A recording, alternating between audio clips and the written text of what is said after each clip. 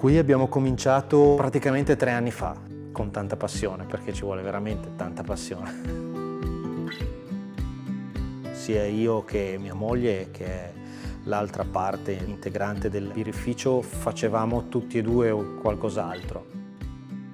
È stato nettamente un cambio di vita, però è stato anche un'opportunità per portare finalmente a casa le proprie passioni. Questo territorio, diciamo, ci ha offerto l'opportunità.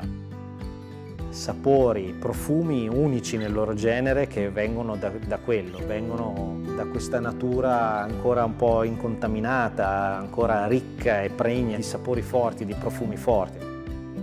La parte più importante della birra è l'acqua, quindi a parità di tutti gli altri ingredienti quello che fa veramente la differenza è un'acqua diversa dall'altra.